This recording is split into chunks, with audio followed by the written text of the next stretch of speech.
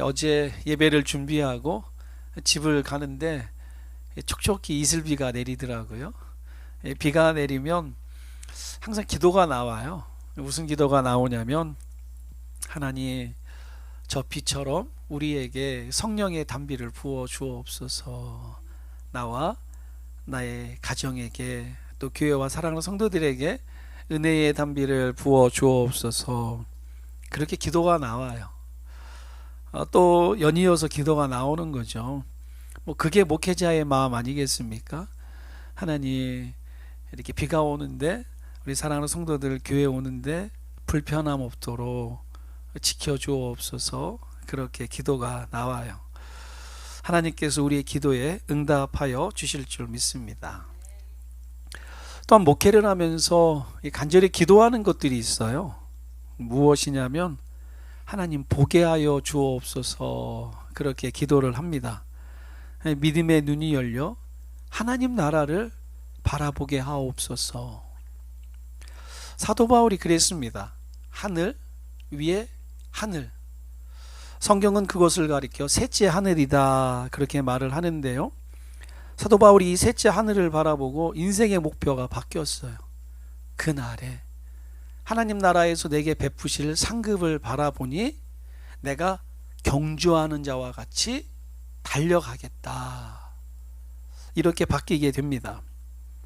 자, 이렇게 본다면 스데반 집사님도 마찬가지가 아닌가 생각을 해봤어요. 하나님 나라를 바라보니 죽음이 두렵지 않아요. 오히려 자신을 죽이는 원수를 향해 기도합니다. 저와 여러분 가운데 바로 이 믿음의 눈이 열리길 기도합니다. 믿음의 눈이 열려 하나님 나라가 보여지는 은혜가 있길 축원합니다.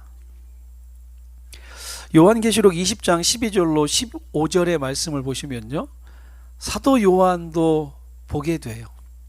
사도 요한이 밤모섬에 이끌려 그곳에서 있을 때 성령 하나님께서 믿음의 눈을 열어주시사 환상 중에 하나님 나라를 보게 돼요. 자, 그리고 또 무엇을 보냐면 책들을 보게 됩니다. 하나님 보좌가 있고 그 보좌 앞에 책들이 펴 있는 거예요. 무슨 책입니까? 두 종류의 책이에요. 하나는 생명의 책. 그래서 그 생명의 책에 기록이 되어 있는 이름들은 모두 다 천국에 들어가는 거예요. 또 그 옆에 있는 책을 보니 사망과 죽음의 책이에요. 불신자들의 이름이 적혀 있습니다. 그 책에 기록된 자는 다 영원한 불못 지옥에 가게 되는 거예요. 오늘 사랑하는 성도님들은 어느 책에 기록되고 싶습니까? 너무 당연한 걸 물어보죠. 당연히 생명의 책일 거예요. 우리 모두 다 생명의 책에 이름이 기록된 줄 믿습니다. 자, 이렇게 생명의 책에 우리 이름이 기록되어 있다면 우리는 영원한 하나님 나라의 자녀가 된 거예요.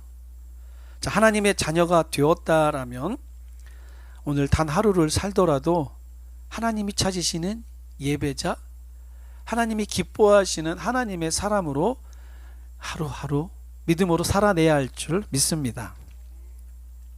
자, 함께 보신 느헤미야 10장의 말씀도 정확하게 84명의 이름들로 시작합니다. 하나님께서 그들의 이름을 오늘 우리가 본 성경책에 기록하시며 잊지 않으시는 거예요.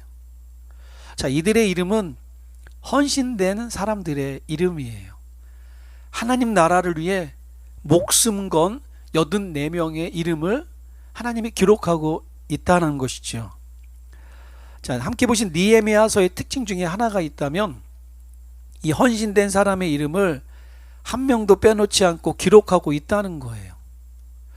특별히 느헤미야 3장에 보시면 성벽 재건에 정말 헌신된 75명의 이름이 나와요. 이분들의 특징이 있다면 52일 만에 하나님의 성벽을 재건하기 위해서 낮에는 일하고 밤에는 보초를 서요. 그러니까 밤잠을 설치며 하나님의 일에 매진했다는 것이지요.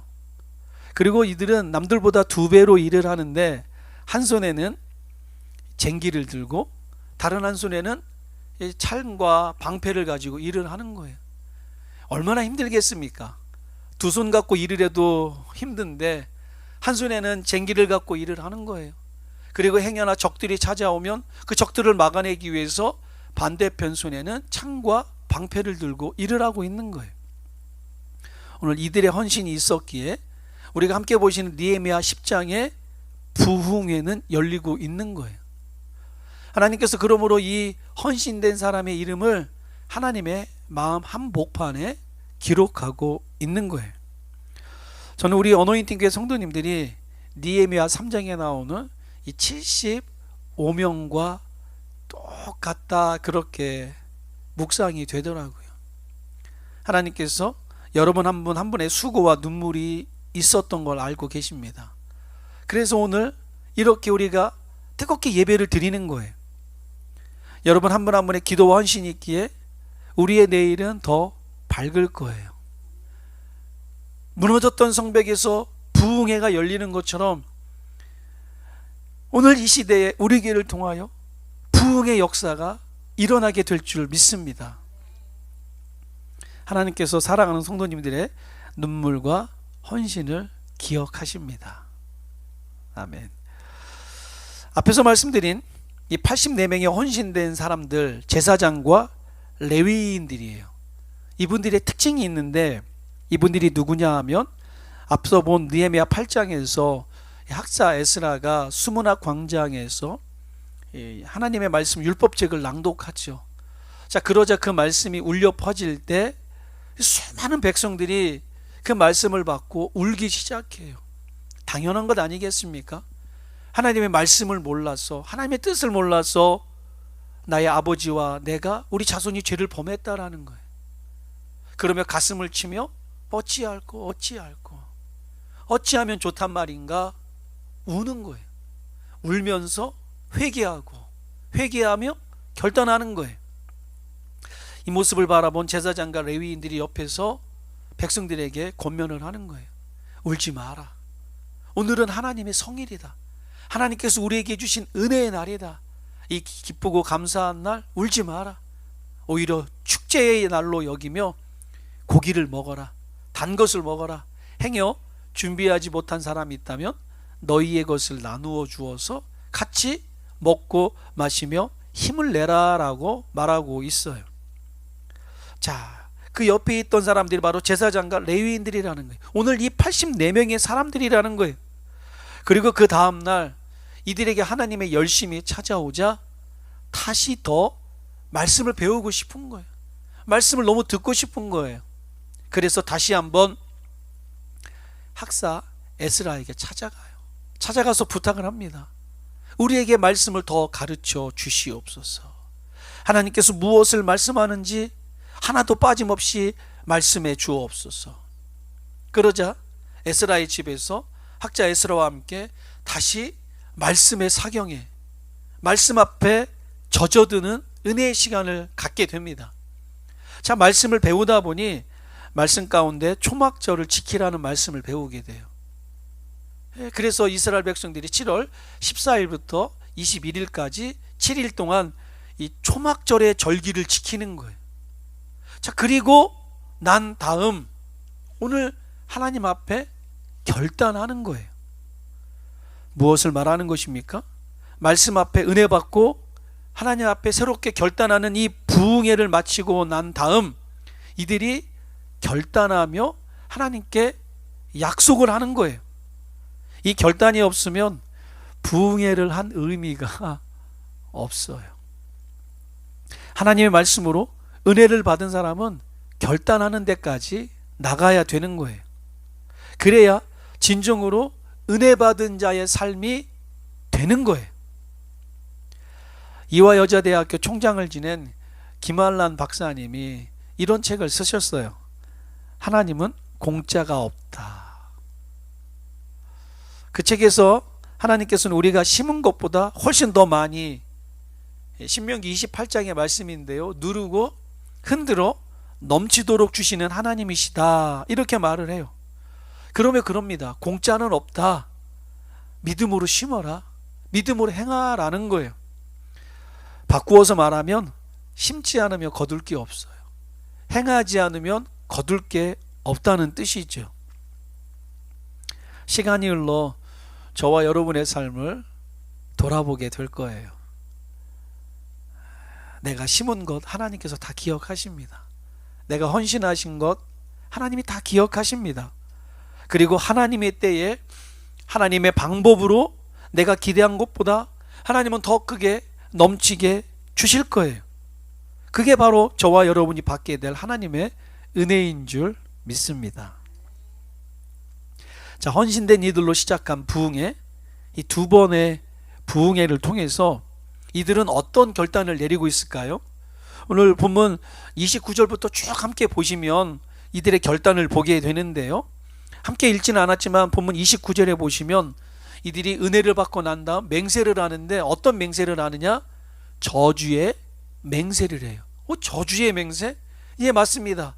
저주의 맹세를 하는데 저주로 맹세하며 주 여호와의 모든 계명과 규례와 율례를 지키겠나이다, 이렇게 결단을 해요. 왜 하필 저주의 맹세입니까? 듣기에는 좀 어감이 그렇지만 이들의 마음이 여기에 녹아 있는 거예요. 이 저주의 맹세는 다시는 하나님의 말씀을 떠나지 않겠다는 단호하고도 결연한 메시지고 결단이었던 거예요. 하나님의 말씀을 떠나면 내가 저주를 받아도 당연하다. 하나님을 향한 굳은 결단의 의지를 이렇게 결단하고 있는 거예요. 이어서 30절에선 이방 사람들과 결혼하던 것을 하지 않겠다. 이 부분은 우리가 지난주에 이방 사람들과 결혼하면 어떻게 되는지, 이방 여인을 데리고 왔을 때 솔로몬이 어떻게 무너졌는지 우리가 말씀을 다루었기에 이 부분은 이렇게 넘어갈게요. 30절에선 이방 사람과 결혼하면 어떻게 되는지를 알기에 우리가 그들과 결혼하지 않겠습니다. 결혼하는 것이 있다면 끊어버리겠습니다. 다시 한번 결단하는 거예요. 그리고 31절에서는 안식일과 성일, 주님께서 거룩한 날로 지정하신 이 성일, 이 날에는 물건을 사지 않겠다, 매매활동, 경제활동을 하지 않겠다 다짐하는 거예요. 특별히 7년째 되는 해에는 땅에 아무것도 심지 않겠다. 이스라엘 백성들이 목축업을 하다 이제 가나안 땅에 들어왔잖아요. 목축업에서 농업으로 바뀌고 있는 거예요. 농사 일을 하는 가운데 6년 동안 일을 하고 7년째가 되는 땅은 아무것도 하지 않는다. 그럼 1년 동안 아무것도 하지 않으면 뭐 먹고 살라는 거예요? 불안하죠. 어떻게 살라는 것입니까? 그럼에도 불구하고 이들이 하나님의 말씀에 순종하여 7년째가 되는 때는 땅에 아무것도 심지 않겠다라는 거예요. 오직 하나님만 바라보겠다라는 거예요. 하나님께서 그 옛날 광야에서 만나와 메추라기로 먹이셨듯 광야에 먹을 게 뭐가 있어요? 광야에 물이 뭐가 있겠습니까? 그런데도 하나님께서 광야에서 물을 주시고 먹여주시고 입혀주신 이 하나님을 내가 오늘 바라보겠습니다. 내 힘으로 살아가는 것 아니고 내가 잘나서 살아가는 것 아닌 하나님께서 먹여주시는 은혜만을 바라보겠습니다. 이 마음으로 7년째는 아무것도 하지 않겠다 말하는 거예요. 심지어 빚진 사람이 7년째가 되도록 갚지 못한다. 그러면 7년째 되는 애는 다 탕감해 주겠다. 무엇입니까? 돈도 땅도 내 것이 아니라 하나님의 것으로 인정하는 거예요. 자, 그리고 39절에서는 우리가 하나님의 전을 버려두지 아니하리라 결단을 해요.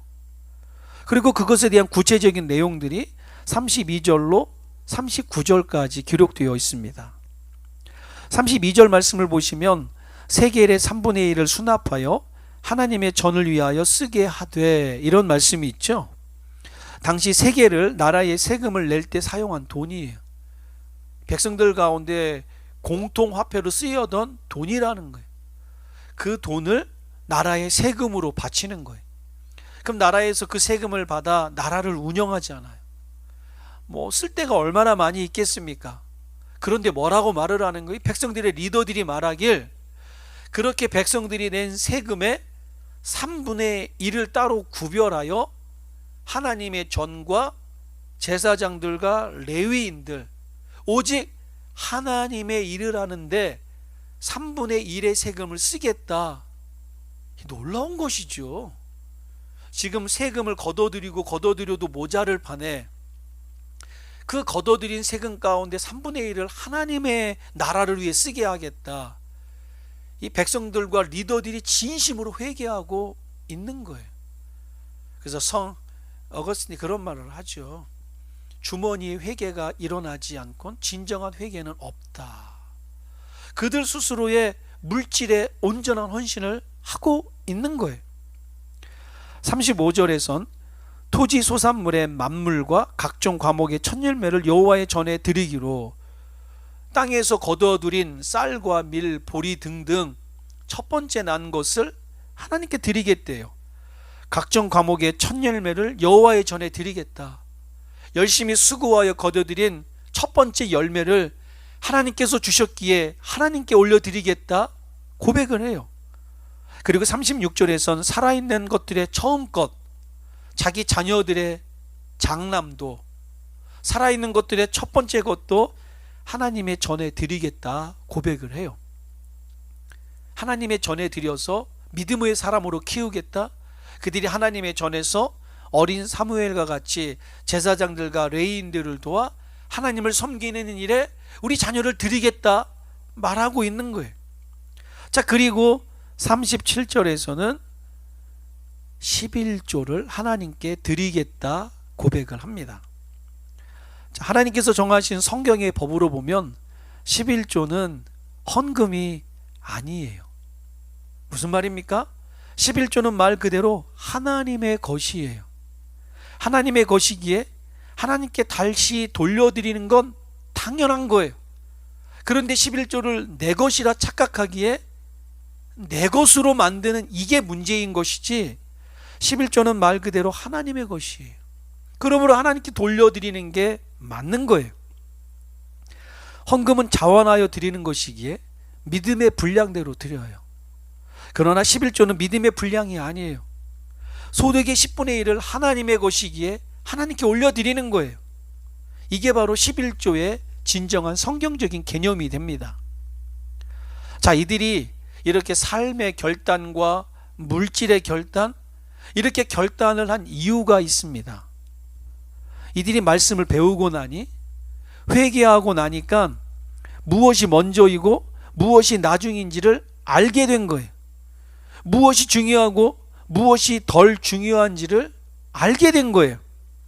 나와 나의 자녀가 살 길은 오직 예배밖에 없다는 걸 알게 된 거예요. 그런데 예배를 드리는 그 하나님의 전이 무너졌어요. 생각해 보십시오. 오늘 우리 교회가 문을 닫게 되었다. 그래서 더 이상 예배를 드리게 될 수 없게 되었다. 이렇게 보시면 맞는 거예요. 예배를 드리는 이 교회가 무너졌다라는 거예요.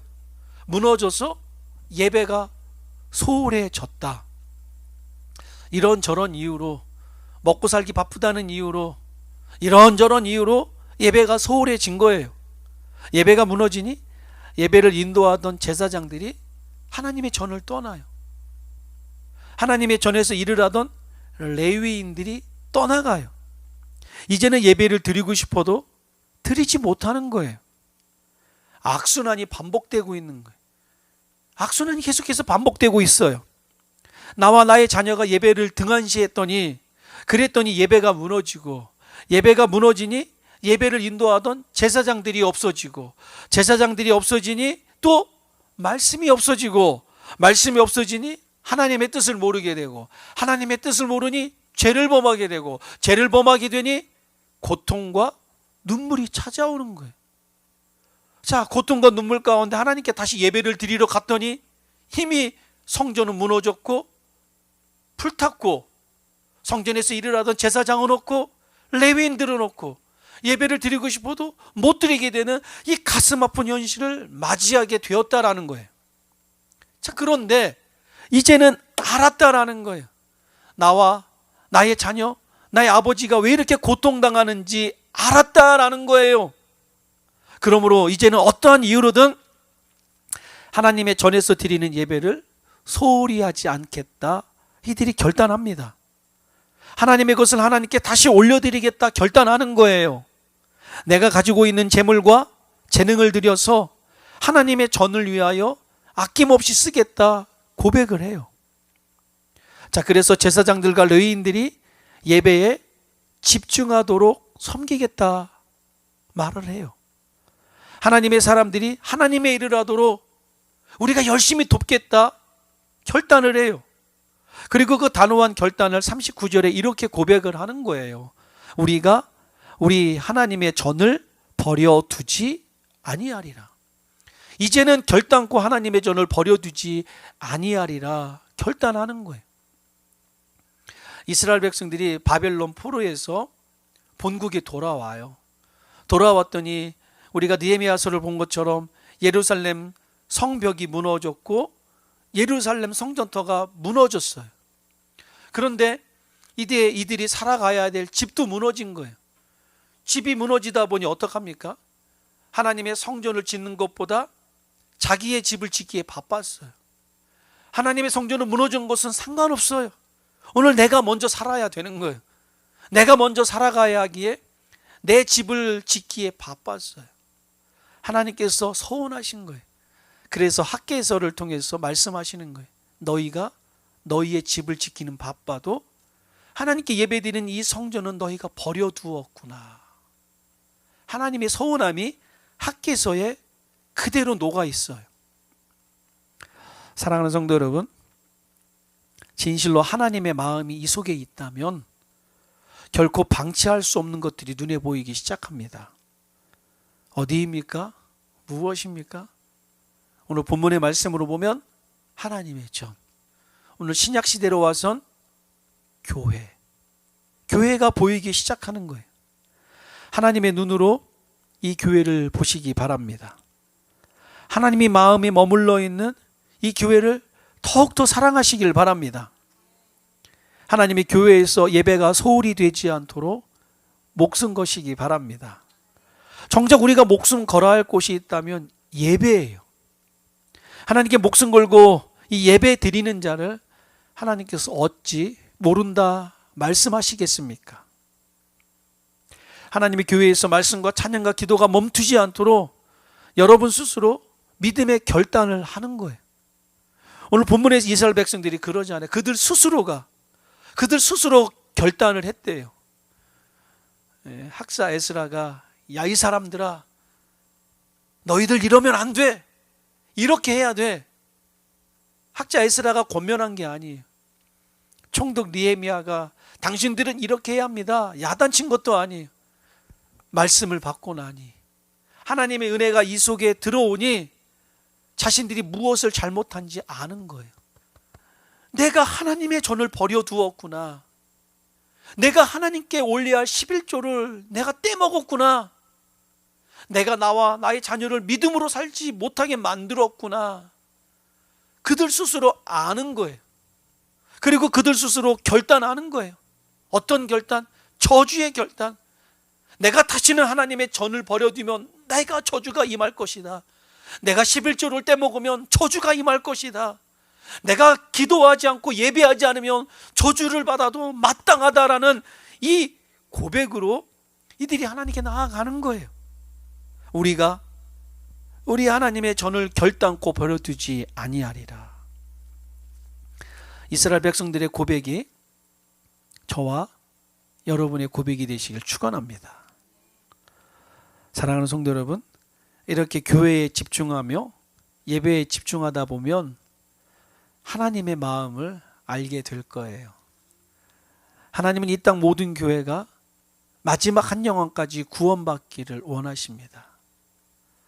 하나님은 모든 사람이 구원을 받으며 하나님을 아는 것에 이르기를 원하세요. 하나님은 모든 사람이 구원받으며 하나님을 아는 것에 이르게 하기 위하여 이 땅에 교회를 세우셨어요. 그리고 그 교회의 머리가 되시고 우리는 지체가 되어 이 교회를 섬기는 거예요. 그러므로 하나님의 전을 섬기는 건 하나님을 섬기는 거예요. 하나님의 교회를 섬기는 건 하나님을 섬기는 거가 되는 거예요. 이스라엘 백성들의 결단과 같이 우리가 우리 하나님의 전을 버려두지 아니려 하리라. 이 진실한 고백이 저와 여러분의 고백이 되시길 축원합니다. 하나님께서 하나님의 전을 버려두지 아니하리라 고백하는 이스라엘 백성들, 하나님께서 그들 버려두지 않으십니다. 굶기지 아니하십니다. 고아와 같이 혼자 있게 두지 않는 거예요. 하나님, 꺼져가는 등불도 끄지 않는 하나님께서 지키시고 인도하시고 보호하시며 은혜 주시는 거예요. 그래서 마지막 날 예수 그리스도를 통하여 온전한 구원이 이루어지는 그날, 저와 여러분을 하늘나라로 이끄시는 거예요. 하늘나라로 이끌어 그곳에서 영원한 천국잔치에 함께하게 하시는 거예요. 우리 눈에서 눈물을 닦아주시고 우리의 등을 감싸주시며 수고했다 격려해 주시는 거예요. 바로 사도 바울과 스데반 집사가 이걸 본 거예요. 오늘 저와 여러분이 하나님 나라를 바라보는 은혜, 그래서 단 하루를 살아도 말씀에 순종하며 하나님의 뜻을 이루는 아름다운 예배자의 삶을 살아가시길 축원합니다. 사랑하는 성도 여러분, 구원받은 성도는요, 믿음으로 사는 존재들이에요. 믿음으로 한 걸음 한 걸음 걸어가다 보면 하나님께서 그 걸음을 인도하십니다. 성도는요, 말씀으로 사는 존재들이에요. 말씀을 배우고 말씀에 순종하는 존재들이에요. 말씀에 순종하다 보면 말씀이 나를 살려요. 나의 모든 삶, 나의 모든 기도 주님께서 외면치 아니하시고 우리가 생각했던 것보다 더 크게, 더 아름답게 열매 맺게 하시는 줄 믿습니다. 이제 우리 선포된 말씀 붙잡고 함께 찬양하며 또 기도하길 원하는데요, 오늘 우리가 구원받은 성도가 맞다면 성도는 믿음으로 사는 거예요. 오늘 말씀도 믿음으로 받는 거예요. 믿음으로 결단하는 거예요. 그러면 하나님께서 나의 길 인도하세요. 성도는 하나님 은혜로 살아가요. 하나님 은혜로 살아갈 때 하늘의 참된 양식으로 우리를 먹이세요. 성도는 말씀으로 살아가요. 성도는 눈물 기도로 살아가요. 성도는 복음으로 살아가요. 하나님께서 여러분을 결코 버리지 아니하십니다. 이 시간 함께 우리 찬양하며 믿음으로 고백합니다.